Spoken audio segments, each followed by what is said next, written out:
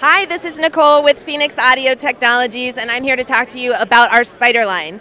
There are 3 different flavors in our spider line. We have our MT505. This is a SIP with USB. We have a twin to this 505 called the 502, and it's a POTS line with a USB.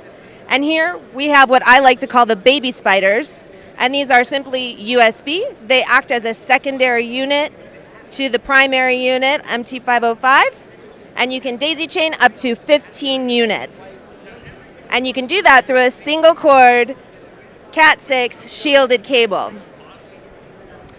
Now what's also great is that this baby spider you can treat as a primary unit, and you can also ceiling mount them. So there's a lot of versatility in this line. Really like it to enhance your audio experience.